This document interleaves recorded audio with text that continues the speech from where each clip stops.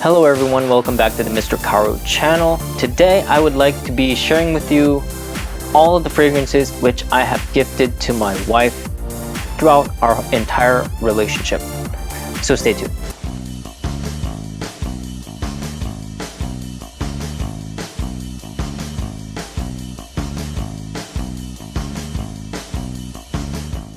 Today I'm going to share with you the fragrances that I have gifted to my wife throughout our relationship. I think there are about more than 10 fragrances. I haven't really counted, but I'll share them in chronological order when I gifted to my wife. Without wasting any time, let's get in. So the first fragrance that I have ever gifted to my wife is this one. Salvatore Ferragamo Ammo Flowerful. Okay, so yeah, actually this is the first fragrance that I have ever gifted to my wife. I picked it up at the airport while I was returning to Japan. I was working abroad at the time, so I was just looking for something that I wanted to gift my wife, and I was just testing all of the fragrances in the floor, and I happened to like this a lot, so that's why I just immediately picked it up. Yeah, and some of the notes are Campari, which is that liquor, and like some plum blossom, peony, vanilla, a lot of musk. Yeah, so those are some of the notes, and frankly speaking, this is not a fragrance that is talked about a lot. The scent itself is, it's a very feminine, girly kind of scent, floral, I would say. And what I like about this is the quite zesty Campari note on the top. So this gives it a extra kick, zestiness, and it gives it a really good energetic feeling from the Campari note. Actually, the dry down is like a basic sweet powdery floral. There's kind of a Campari powderiness to it. I mean, that's nothing unusual. It's very basic. It's fine, And considering that the original Ammo is a lot more sweet than this one, without the Campari kick, I do believe that the Ammo Flowerful, with this one, is a much better fragrance on its own. Overall, a really happy, energetic fragrance, perfect for relatively younger women. All in all, a great designer fragrance. So I really enjoy this. Okay, so let's get into the next one. The next one would be Pretty by Elizabeth Arden. Okay, so yeah, I also picked it up at the airport. I believe I was in a rush, and yeah, what can I say about this fragrance? My wife hardly ever wears it, actually. That's what I can say about it.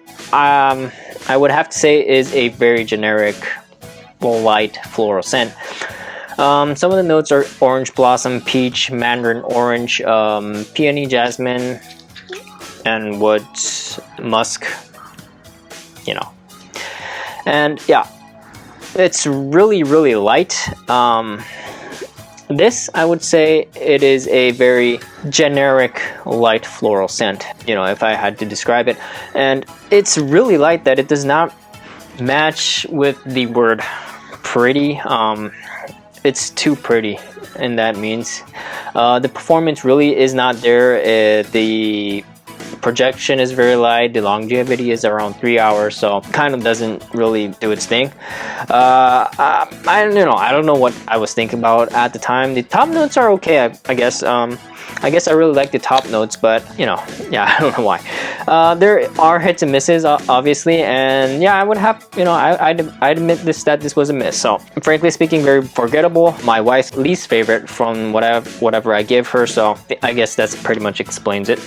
Okay, so the next fragrance that I gifted to my wife is Jo Malone Peony and Blush Suede. Yes, it is Jo Malone. Every woman likes Jo Malone, obviously. What's wrong about that? Okay, actually, this fragrance may be the single most important fragrance from this list, as this is the fragrance that my wife wore on her wedding. Actually, again, I picked this fragrance up at the airport when I was heading back to Japan. On my way, when I was heading back to Japan for the wedding, actually. So, you know, I was looking for a specific fragrance to gift for my wife so that she can wear it on her wedding. And you know, this happened to make the cut. So this is a really important fragrance for me. As the fragrance name is, the main notes are Peony, Rose, Jasmine, you know, and Suede, and musk. Yeah, I'd say. So this fragrance is all about the peony and the musky suede. It is a really musky floral with a hint of suede. For me, this is the perfect fragrance for a bride. So there is a white freshness to it, as is with most of the Jo Malone fragrances. There is that freshness about it, but at the same time, it doesn't get too girly or like too light. There is a little bit of depth to it, and it doesn't get across too girly to the point that it comes across young. That's definitely not the case here, and it does have a pretty decent performance despite the fact that it is a Jo Malone. You know, the funny thing is that my colleagues who came to my wedding actually complimented my wife. They said like, dude, your wife smells like freaking amazing. What the heck? You know, like, yeah, you know, I chose the fragrance for her, so obviously that was gonna work, right? So all in all, a really special fragrance for me and my wife, which we like to choose to wear on special occasions. So I mean, it's not that much use, but obviously is one of our favorites. Okay, so the next fragrance will be Tiffany Toilette. Okay, so again, this is a fragrance which I have gifted to my wife on Christmas, I believe. Yes, and this is, yes, undoubtedly the most used fragrance by my wife. As you can see, look at that, look at that. I mean, she's used, you know, a little more than half of the fragrance. So I believe she really likes this. I really do. And yeah, I mean, she takes it all over the place, so that's why she lost the cap here. Pretty trustworthy information right there. And how does this smell? I mean, yeah, basically this is a very fresh citrus irisy rose fragrance. So this is all about the versatility with this fragrance. It's very likable, super versatile. You can basically wear this to anywhere. There are no places or occasions that this would not work. I also can't imagine a person who would say something negative about this. Easy to wear all year round. The amount of versatility and the, you know, the likable aspect of this fragrance is, it kind of, you know, works kind of like a blue fragrance for men does. You know, it's kind of like what Bleu de Chanel does for men. Perfect fragrance for beginners. You couldn't go wrong with this one, and also a great option for a gift for your partner. So always a really good option to be there. My wife likes it as well. So okay, so now let's go into the next fragrance. So the next fragrance will be Jasmine Rouge by Tom Ford. Awesome.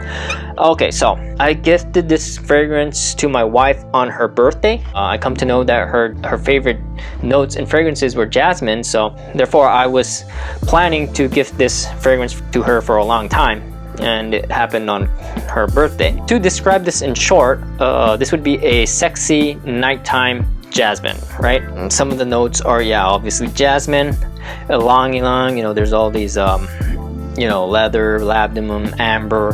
One of the best jasmine-focused fragrance ever created. I do detect a lot of different notes in the background. I mean, as I said, but the main player here is the jasmine all the way. Everything else there is just there to support it. I really like how they did not remove the animalistic aspects of jasmine and kept it there. You know, like the really animalistic, strong essence of jasmine. It's right there, and they manipulated it so that it brings out that really glossy lip.